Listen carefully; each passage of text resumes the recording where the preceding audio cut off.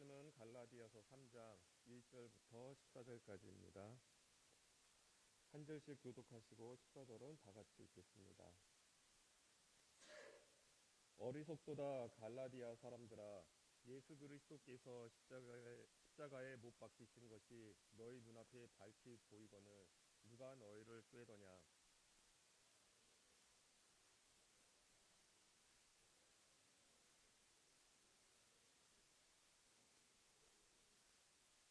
너희가 이같이 어리석으냐?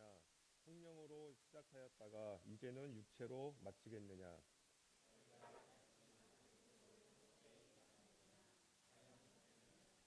너희에게 성령을 주시고 너희 가운데서 능력을 행하시는 이의 일이 율법의 행위에서냐 혹은 듣고 믿음에서냐?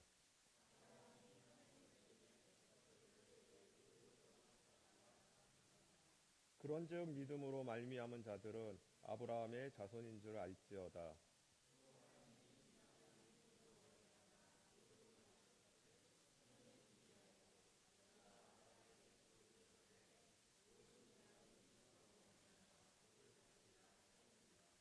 그러므로 믿음으로 말미암은 자는 믿음이 있는 아브라함과 함께 복을 받느니라.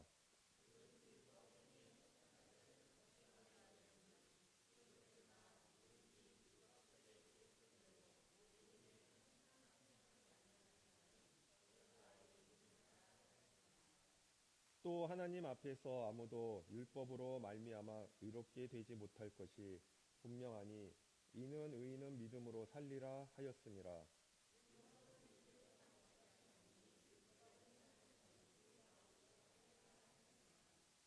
그리스도께서 우리를 위하여 저주를 받은 바 되사 율법의 저주에서 우리를 속량하셨으니 기록된 바 나무에 달린 자마다 저주 아래에 있는 자라 하였으니라.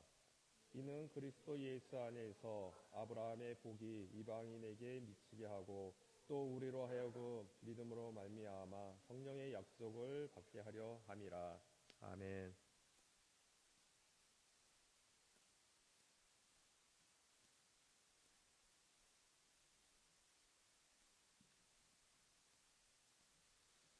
네, 여러분 MBTI 알고 계신가요? MBTI. 네. 본인의 MBTI를 알고 있다. 네. 한번 손 한번 들어보시겠어요? 네. 본인의 MBTI를. 네, 난 그런 거 모른다. 네. 좋습니다. 다 좋은데 이 MBTI는 이제 성격 유형을 의미하죠. 네 가지의 상대적인 선호 지표를 조합해서 성격 유형을 16가지로 분류한 것이 MBTI의 성격 검사입니다. 다행히 여러분의 담임 목사인 저는 T가 아닌 F의 성향을 가지고 있습니다. 여러분 안심하십시오.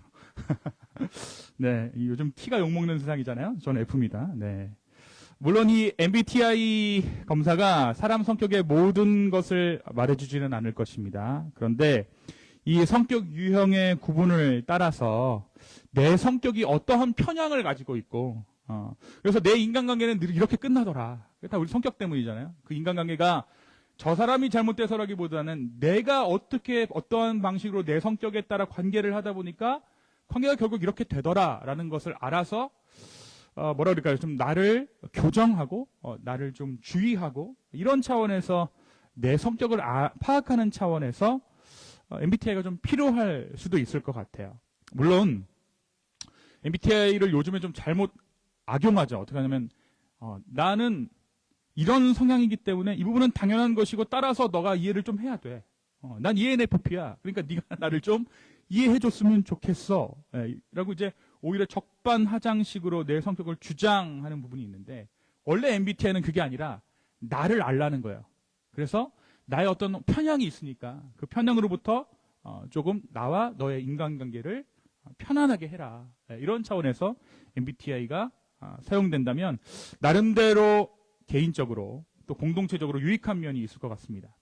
제가 MBTI를 토대로 오늘 말씀을 시작한 이유는 성격 유형들마다 각각의 특징들이 있는데 그 중에 행동파라고 불리는 MBTI 성향이 있어요. 네, 바로 ESFP 유형입니다. 네, ESFP 있으세요, 우리 교회? 우리 교회는 거의 I인 것 같아요. 네. 네, ESFP가 없죠. 근데 이 ESFP 성격의 대표적인 사람은 영화 타이타닉에서 레오나르도 디카프리오가 연기했던 잭이라는 인물이 이 ESFP예요. 예. 영화를 보신 분은 아시겠지만 이 잭이라는 인물은 사고하고 계산하는 것보다 행동하는 것이 앞선 인물이죠. 이 잭이라는 인물은 고도의 계산된 소위 귀족층 사회에서 권태로움을 넘어서 환멸을 느끼던 케이트 윈슬렛, 그러니까 로즈의 마음을 사로잡게 됩니다. 이 로즈가 이제 그 상류층과 식사를 하다가 저 속물들 막 그런 마음을 가지고 있을 때 거의 이 머리에서부터 행동까지 옮기는데 1초가 걸리지 않는 잭을 보고 마음을 주게 돼요. 그렇죠?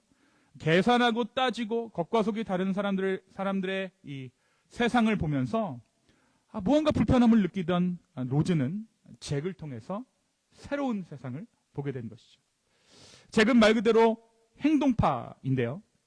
머릿속에 떠오르는 것이 있다면 주저하지 않고 행동에 옮기는 잭은 여태까지 로즈가 경험했던 상류층에는 없는 매력이 충만한 사람이었습니다. 그래서 그 배 갑판에 올라가서 이거 하잖아요. 뭐라고 이게 침 뱉고 나서 이거 하고 I'm flying 하잖아요. 난 지금 날고 있다고. 그죠? 어떻게 보면 자유를 주신 거예요. 계산하고 생각하고 이런 것들을 넘어서 무언가를 함을 통해서 이 로즈가 새로운 세상을 보게 된 거죠. 자, 그렇다면 여러분, 성경에서 대표적인 행동파는 누가 있을까요? 네, 베드로. 여러분의 목사의 영어 이름은 피터입니다. 네.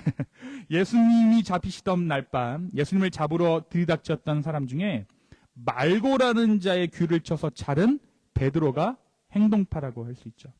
얼마나 이 베드로가 행동파였냐면 예수님이 무리를 걸어오시자 나도 걸어보고 싶다라고 이야기를 하고 그 또한 무리를 걷기도 했습니다. 물론 두세 걸음밖에 못 걷고 이내 물에 빠졌지만 제자들 중에 두세 걸음이라도 무리를 걸었던 건 베드로가 유일해요. 또 다른 행동파는 아무래도 이 편지를 쓰고 있는 바울이라고 할 수 있죠. 바울은 예수님을 알기 전 그의 이름이 사울이었을 때에 하나님을 향한 열정으로 똘똘 뭉쳐있던 사람입니다. 반대로 이야기하면, 다시 이야기하자면, 좀 더 정확하게 이야기하자면 하나님을 향한 열정 플러스 뭐가 있었냐면 유대 공동체에 대한 열정이 있었어요. 그러니까 우리 신앙을 지켜야 돼, 우리 교회를 지켜야 돼 라는 그런 마음이 가득했던 자라는 거예요. 그러니까 광화문에 태극기를 들고 제1번으로 나갈 만한 사람, 그게 바울입니다. 그래서 누가 죽었습니까? 바울 손에 스데반이 죽었죠. 그는 소위 예수쟁이 박멸 특공대를 결성해서 유대교에서 기독교로 개정했던 사람들, 당시에는 기독교라는 개념이 없었으므로 유대교 안에서 예수 그리스도를 따르는 무리들을 잡아다 처형했던 유대교 행동파의 수장이라고 할 수 있습니다. 그의 이러한 추진력은 그가 예수 그리스도를 만나 바울이 된 후에도 사라지지 않았습니다. 그는 복음을 전파하는데 전력을 다하게 되죠. 무언가를 생각하고 이치를 따지는 것에도 바울이 물론 두각을 나타냈지만 회심 후에도 행동파 사역자가 바로 이 바울입니다. 그런데 바울이 오늘 말씀에서 갈라디아 교회의 교인들에게 또 다른 행동파 한 사람을 소개해요. 그가 누구입니까? 아브라함입니다. 그렇다면 바울이 아브라함을 예로 들어가면서 갈라디아 교회에 있는 자들에게 말하고자 했던 것이 무엇일까요? 그리고 왜 바울은 아브라함을 선택해서 복음에 대한 문제를 갈라디아 교회에 전하고자 했을까요? 저는 오늘 말씀이 행위냐 믿음이냐 사이에서 고민하고 있는 우리에게 구원의 소망을 줄 수 있는 말씀 되기를 소망해 봅니다. 오늘 말씀의 제목이 뭐죠? 그래서 어쩌란 말입니까? 영어로는 so what? 어떻게 하라고 그래서? 이거야. 자, 오늘 우리가 읽은 본문은 본문 3장 1절 한번 볼까요? 3장 1절이 어떻게 시작하죠? 어리석도다 갈라디아 사람들아. 우리가 영어를 못하더라도 또 일본어를 못하더라도 요 정도 말은 다 번역할 수 있어요. 어리석거든. You foolish Galatians. 일본어는 뭐예요? 그거예요. 네. 저는 말 안 했습니다. 네. 어리석다라는 말의 의미는 원어적으로 표현하자면 이렇습니다. 너희는 이성을 사용하지 않는구나. 생각하지 않는구나. 다시 말하면 너 머리는 폼으로 달고 다니는구나. 갈라디아 사람들아 라고 강하게 갈라디아 사람들을 질책하고 있는 거예요. 바울의 지금 입장이 뭐예요? 목회자죠.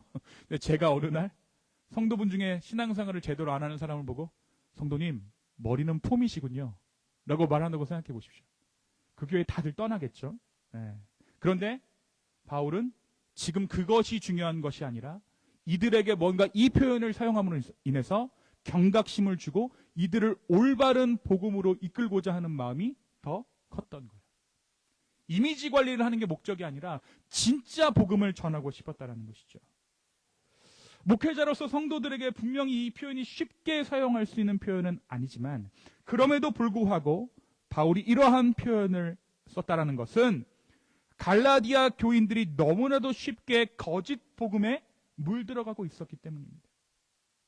조금만 더 생각해 보면 우리가 받은 구원이 어떠한 구원이고 조금만 더 생각해 보면 우리가 얻은 복음이 어떠한 복음이라는 것을 알 수가 있는데 거짓 교사들이 전하는 거짓 복음에 갈라디아 교회가 무너지고 있는 거예요. 생각이 없는 거죠. 해오던 대로 하던 대로 따라하라니까 그대로 따라가고 있는 거예요. 바울은 이미 1장에서 갈라디아 교회의 거짓된 복음을 전하는 거짓 교사들을 강하게 질책한 적이 있습니다. 1장에서 뭐라고 얘기하냐면 이 거짓 교사들을 향해서 너희는 저주받았어. 너희는 저주받을 거야 라고 저주해요. 그런데 갈라디아 교회의 교인들은 어떻습니까? 목사는 여러분 복음을 잘못 전하면 저주받아야 마땅하죠. 네, 맞아요. 신천지 이만희 저주받아야 됩니다. 구원파 박옥수 네, 저주받아야 합니다. 근데 그 안에 있는 성도들은 어때요? 얘기가 다른 거예요. 성도들은요 피해자예요. 적어도 바울이 봤을 때 거짓 교사들은 저주를 받아 마땅하지만 성도들은 피해자라고요. 하지만 피해자라고만 말하기에는 그들의 사안이 너무나도 무거웠습니다. 잘못된 복음을 이해하는 자들, 잘못된 복음을 받아들이는 자들은 언제든지 그들도 거짓 교사가 될 수 있기 때문에. 그래서 이렇게 얘기하는 거예요. 어리석도다 갈라디아 사람들. 자, 그러면서 바울이 갈라디아 교인들에게 말하는 것이 무엇입니까? 2절 한번 볼까요? 1절 하반 한번 볼까요? 예수 그리스도께서 십자가에 못 박히신 것이 너희 눈앞에 밝히 보이거늘. 자, 여러분 이 사도 바울의 절규가 어디서 많이 들어보신 것 같지 않으세요? 그리스도께서 십자가에 못 박히신 것이 너희 눈앞에 밝히 보이거늘.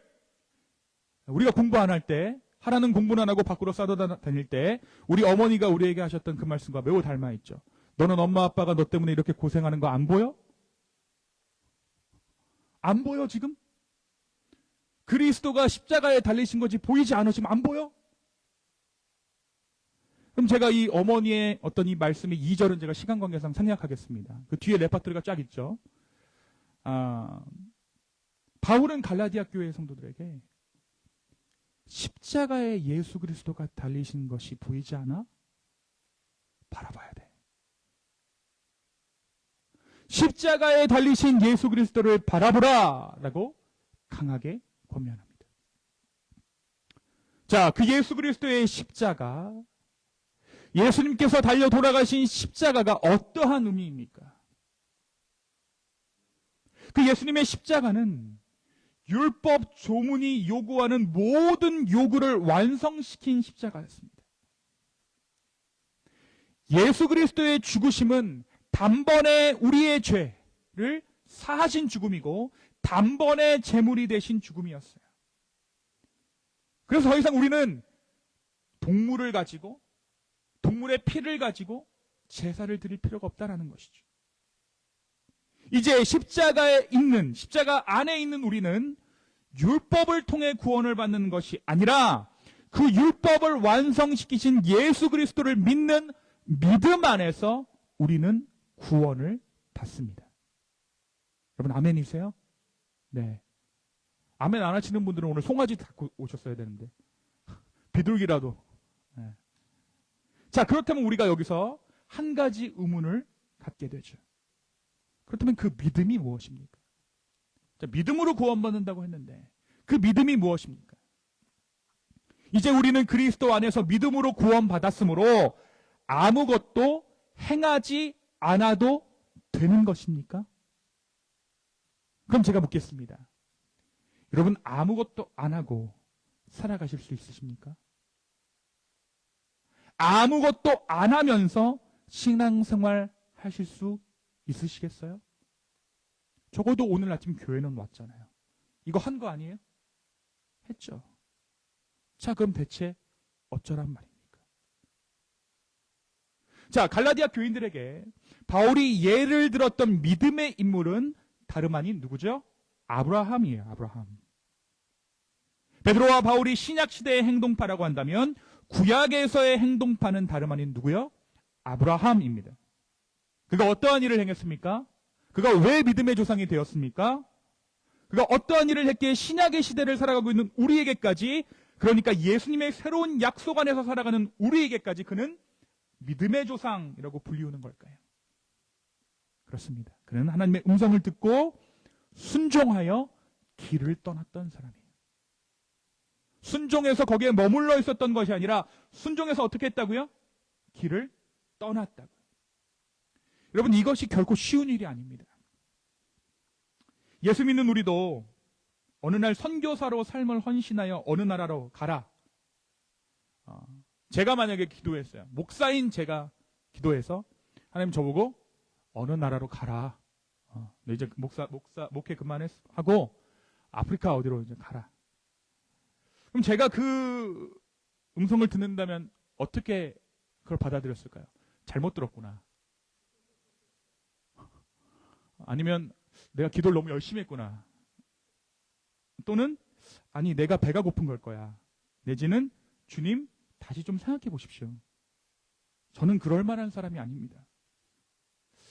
주님이 혹시 이게 벌입니까? 그런데 아브라함에게 하나님께서 말씀하셨을 때, 아브라함이 하나님의 음성을 들었을 때에는 그가 순종했다. 심지어 목사인 저는 하나님이 누구신지도 알죠. 관계도 있어요. 그런데 아브라함 시대 때는요, 여러분 잘 아셔야 되는 게 하나님이라는 개념 자체가 없었어요. 게다가 그의 아버지 데라는 어떠한 직업을 가지고 있었습니까? 그의 아버지는 우르에서 우상신을 섬기는 사람이었고, 심지어 외경은요, 데라가 우상을 제작하는 사람이었다고 이야기해요. 그러니까 하나님의 존재에 대해서, 하나님의 개념에 대해서도 알지 못했던 아브라함이 그냥 음성을 듣고 그 다음날 짐 싸서 길을 떠난 거예요.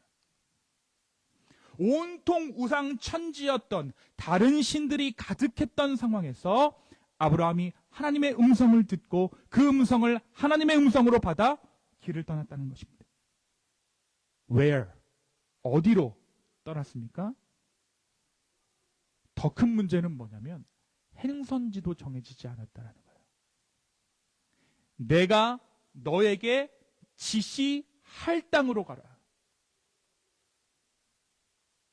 그것이 하나님께서 우상 숭배자 집안의 아들이었던 아브라함에게 주셨던 메시지예요. 이 하나님의 음성에 아브라함이 지체 없이 순종했습니다.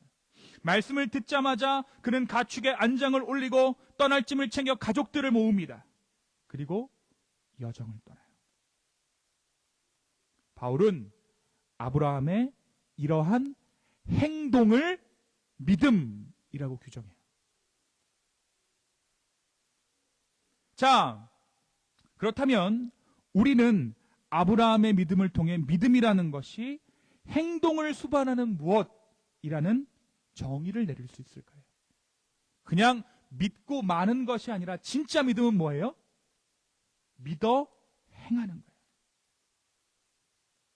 우리가 율법을 이야기하다 보면 행위의 가치입니다. 행위로 구원받느냐? 아니다. 믿음으로 구원받는다. 아니다. 은혜로 구원받는다. 하면서 내적으로 갈등하죠. 그래서 교회 가운데 행동파 누가 있으면 저 율법쟁이, 너무 율법적이야 라고 정죄한다라는 거예요. 그러면서 나는 스스로 어떻게 결론을 내리냐면 행위로 구원받는 게 아니니까 아무것도 하지 말자라고 결론을 내는 거죠. 믿음으로 구원받으니까, 나는 예수님 믿으니까 아무것도 하지 말자. 하지만 오늘 바울이 예를 들어 이야기하고 있는 아브라함의 경우를 보았을 때 우리는 조금 더 명확하게 이야기할 수 있습니다. 믿음은 행동을 수반할 수밖에 없어요. 아브라함이 믿음이 있다라고 우리가 말할 수 있는 것은 그가 하나님의 음성을 듣고 하나님께서 가르쳐 주실 그 길을 기대하면서 길을 떠났기에 우리는 그를 믿음의 조상이라고 말할 수 있는 것입니다. 만약 아브라함이 믿기만 하고 길을 떠나지 않았다면 그는 믿지 않은 거예요. 오빠 믿지? 라는 말에 믿습니다는 뭐예요? 결혼이에요. 오빠 믿지? 라는 말에 결혼 안 해? 라는 말은 못 믿는 거죠. 이렇듯 믿음은 행위를 포함한 개념이에요. 그래서 나의 신앙을 볼 때도 내 입술이 믿는 것이 아니라, 내 입술을 믿는 것이 아니라 내가 어떻게 행하는가가 내 믿음인 거예요. 내 말투는 어떻고, 내가 돈을 쓰는 돈의 사용처는 어떻고, 내 삶의 궤적은 어떠한가를 보았을 때 내가 진짜 무엇을 믿고 있는가가 보인다고요. 그러니까 나는 예수님을 믿습니다 라는 그 입술의 고백이 전부가 아니라 지금 내가 살아가고 있는 삶의 방향성, 내 지갑, 내가 사람들과 관계하는 방식, 그것이 우리의 믿음을 보여준다고요. 갈라디아 교인들은 여기서 길을 잃었습니다. 거짓 교사들에 의해서 그들은 다시 율법을 붙잡기 시작했어요. 여러분, 그들의 율법을 따라 무엇을 행했다라는 것은 중요하지 않아요. 다시 말하면 율법을 따라 무언가를 해도 행위고 믿음을 따라 무언가를 해도 행위입니다. 그런데 갈라디아 교인들이 길을 잃었다는 것은 그들이 구원을 받기 위해 율법에 기록된 무언가를 의무감해하기 시작했다라는 거예요. 하나님 눈치를 보기 시작했다고요. 하나님 마음에 들기 위해 무언가를 하기 시작했다고요. 여기에 문제가 있다라는 것이죠. 무언가를 했다라는 것이 문제가 아니라 무엇을 한 동기에 문제가 생겼다는 것입니다. 교인들을 사랑하고 하나님을 사랑하는 마음에서 매주 교인들을 위해 밥을 해도 한 것이고, 율법에 써 있기에 그 율법을 지키려고 하나님 마음에 들려고 교인들을 위해 밥을 해도 밥을 한 것입니다. 행위 자체는 똑같아요. 동기가 중요해요. 같은 결과물을 가지고 있음에도 불구하고 하나는 그리스도의 사랑에 대한 반응으로서의 행동입니다. 또 하나는 율법을 지키기 위한 행동입니다. 다시 말하면 내 의를 드러내는 행동이에요. 무언가를 했는가가 문제가 아니라 그 일을 하게 된 동기, 그 일을 하려는 본심이 다르다는 것이죠. 조금 더 깊이 들어간다면 하나는 하나님의 의로 말미암은 행동이고 하나는 자기 의를 세우는 행동입니다. 오늘 말씀 11절과 12절입니다. 다 같이 한번 읽어볼까요? 11절과 12절입니다. 시작. 하나님 앞에서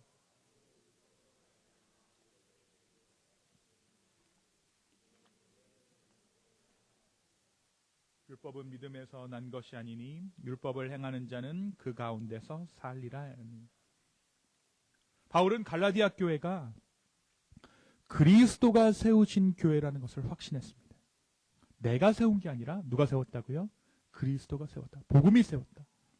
그리고 그가 여러 교회를 개척하고 갈라디아 교회를 세운 것도 율법을 행하기 위해 하나님 마음에 들기 위해서 이러한 일을 한 것이 아니라 하나님의 사랑에 대한 반응으로 그 일들을 해나갔다는 것을 분명히 알고 있었어요. 그런데 하나님의 사랑의 산물인 갈라디아 교회가 그리스도의 은혜, 그리스도의 사랑을 붙잡는 것이 아니라 율법을 붙잡는 것에 속이 상했던 거죠. 여러분 보십시오. 바울이 수많은 교회를 개척했는데요. 그 수많은 교회들 중에 자기 건물 가장 먼저 가질 만한 확률이 있는 교회가 어딜까요? 갈라디아 교회예요. 근데 동기가 다르다고요. 은혜가 아니라 율법이 왕노릇하고 있다고요. 무언가를 계속해서 열매를 이루는데 사람들 눈에 보기에는 무언가 사람들의 마음을 현혹시킬 만한 무언가를 갈라디아 교회가 계속 해내지만, 교회도 커가고 부흥하고 건물도 갖게 되지만 그들은 교회가 아니라고요.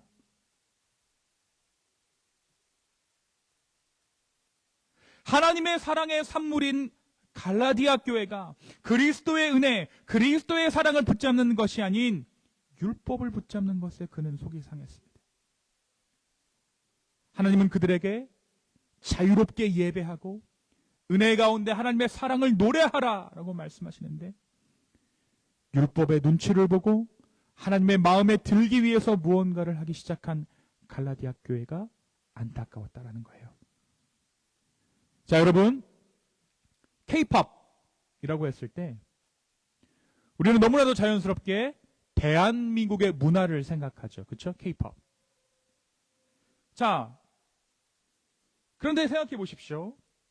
K-팝이라고 하면 사실 북한의 문화도 있는 거예요. 근데 우리가 K-팝 그랬을 때 반갑습니다를 떠올리지 않아요. 김정은의 얼굴을 떠올리지 않습니다. 이 세상 어떤 누구도 K-팝이라고 했을 때 북한의 가요, 북한의 문화를 생각하지 않는다는 거예요. 그렇다면 이 둘의 차이가 뭐죠? 같은 민족, 같은 언어, 같은 역사를 공유하고 있는 두 나라가 이렇게 판이하게 다른 문화를 가지게 되었습니다. 이 둘의 차이가 뭐냐고요? 같은 사람이에요. 북한 사람 보면 너무 우리 엄마 같고 우리 아버지 같고 그렇단 말이에요. 말도 같아요. 역사도 같아요. 조상도 같아요. 그런데 뭐가 차이냐고요? 자유죠. 자유예요. 자유로운 문화 안에서 대한민국의 문화는 성장했고, 자유가 박탈된 문화 안에서 북한은 체제를 유지했습니다. 그리고 시간이 불과 60년이 지나자 같은 민족이자 같은 역사를 공유하던 두 나라는 완전히 다른 나라가 됐다고요. 갈라디아 교회가 북한 들판이라고요. 이 말을 달리하면 그 안에 있는 사람이 어떤 사람인가 하는 문제보다 어떠한 문화 안에 그들이 살아가는가가 삶의 모든 것을 결정한다라고요. 저희가 셋째를 낳았어요. 만약에 여러분 그런 눈으로 쳐다보지 마십시오. 셋째를 낳아서 애를 미국에다 키우지 않고 제가 애를 한국으로 보내거나 공교롭게 북한에 보냈다고 생각해 보십시오. 그래서 그 아이가 먼 훗날 저를 만났을 때, 부모인 나를 만났을 때 이 아이가 제 자식일까요? 아닐 거예요. 우리 품에서 자란 예한이 예건이와 완전 다른 성향과 다른 성격을 가진 그 누가 저를 찾아오겠죠. 사람이 중요한 게 아니라 어떤 문화 안에 살아가는가.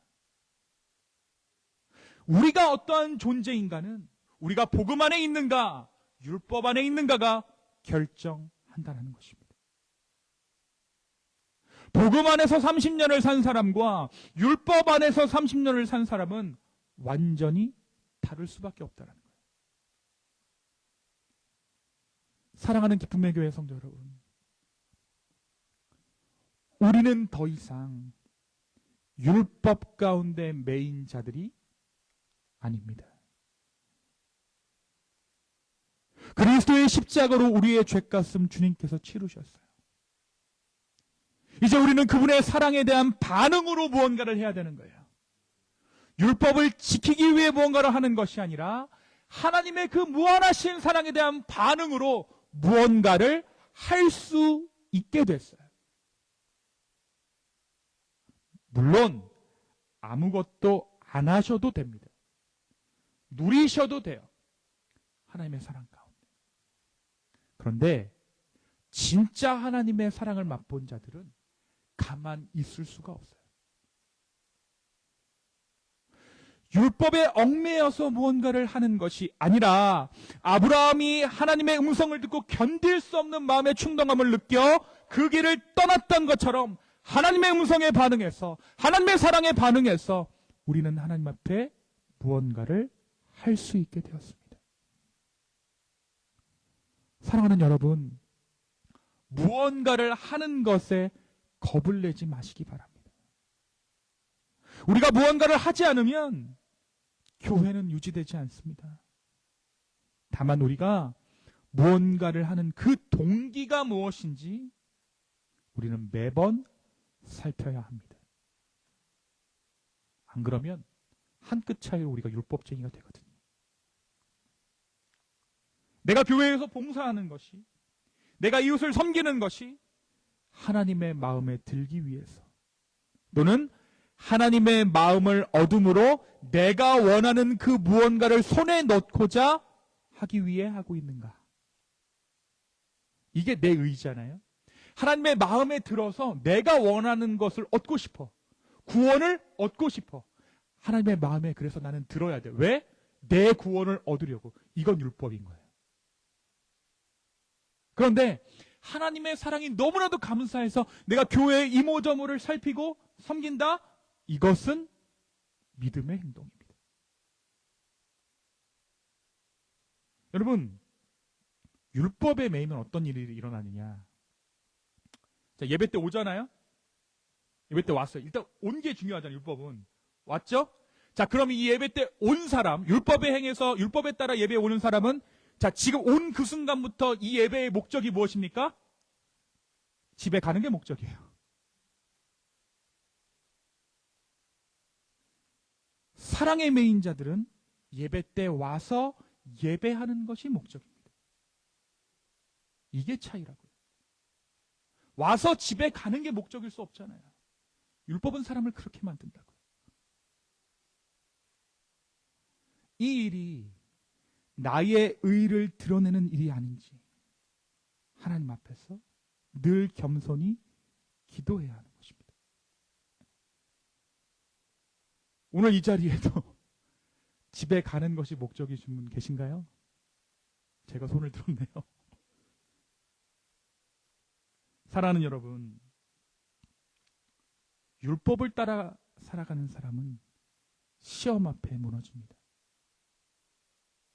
율법을 따라가는 자에게 시험은 곧 저주를 의미하고 하나님의 사랑을 받지 못한다는 증거가 되기 때문입니다. 하지만 그리스도의 사랑을 따라가는 사람은 하나님의 사랑 앞에 무너집니다.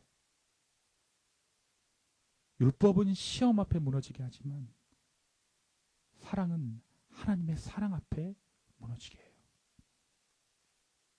여러분, 사랑에 무너져 본 적 있으십니까? 시험 앞에 무너지면 상처요 패배지만 사랑 앞에 무너지면 회복이요 영광입니다. 혼나서 우는 거하고 사랑에 감격해서 우는 거하고 다르잖아요.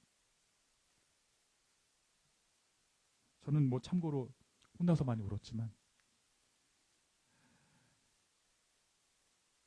그리스도의 십자가가 우리를 죄와 사망의 법에서 구원하셨습니다. 이제 더 이상 우리는 하나님의 마음에 들기 위해서 무언가를 하지 않아도 됩니다. 기쁨의 교회가 이 지역의 좋은 교회로 자리매김하기 위해서 무언가를 하지 않아도 됩니다. 그렇게 하시려면 애초에 시작을 마세요. 안 하셔도 돼요. 이제 우리를 사랑하신 그 하나님의 사랑에 반응하면 되는 일입니다. 그 사랑이 적게 느껴지면 적게, 또 때로 많이 느껴지면 내 마음을 다해서 주님의 사랑에 반응하면 되는 것입니다. 오늘 우리가 이 예배의 자리에 모인 것도 그 사랑을 향한 성실한 반응인 줄로 믿습니다. 하되 사랑으로 하십시오. 이제 율법의 모든 메인 것으로부터 자유케 하신 그 하나님의 사랑에 반응할 수 있는 저와 여러분 되었으면 좋겠습니다. 그리하여서 우리의 인생이 율법의 열매를 삶 가운데 맺어가는 것이 아니라 하나님의 사랑의 열매를 삶 가운데 맺어갈 수 있는 저와 여러분 되기를 예수님의 이름으로 축원합니다. 이 시간 함께 기도하시겠습니다.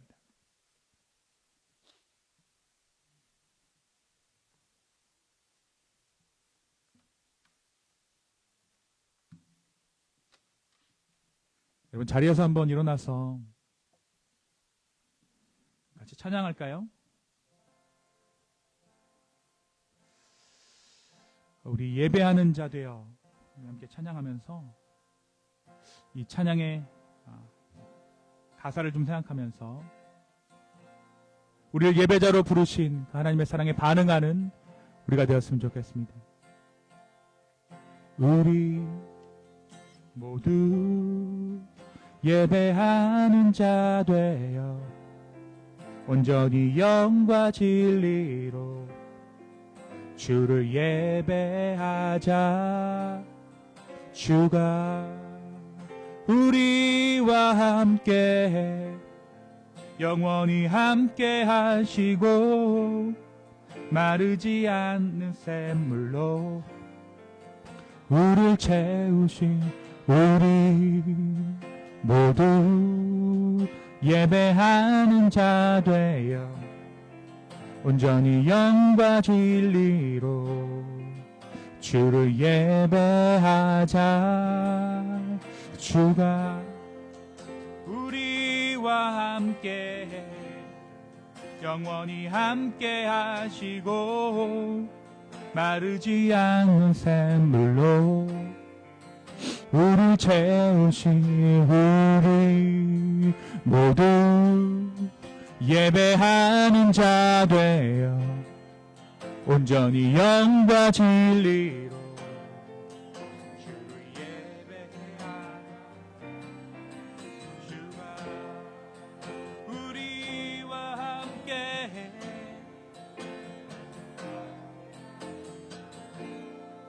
마르지 않는 샘물로 우리를 채우시리라. 우리 사람께 기도했으면 좋겠습니다. 하나님, 오늘 이 아침 우리가 주의 은혜로 예배의 자리 가운데 나왔습니다. 주의 사랑을, 주의 은혜를 우리의 삶 가운데 부어주십시오. 우리 간절한 마음으로 하는 앞에 우리의 마음을 드리며 우리의 상황을 주님께 올려드리며 이 시간 주님께 나아갔으면 좋겠습니다. 함께 기도합시다.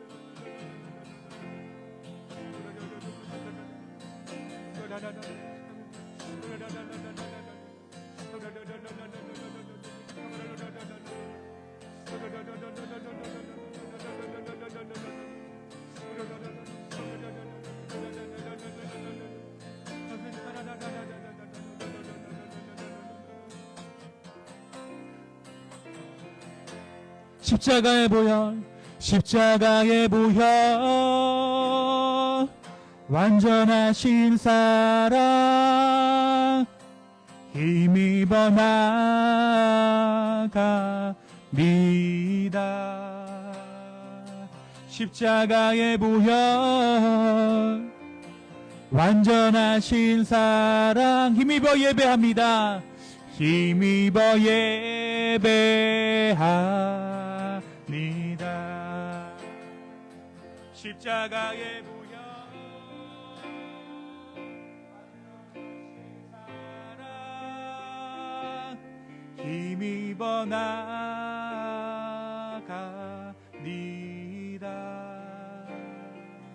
십자가의 보혈, 완전하신 사랑 힘입어 예배합니다.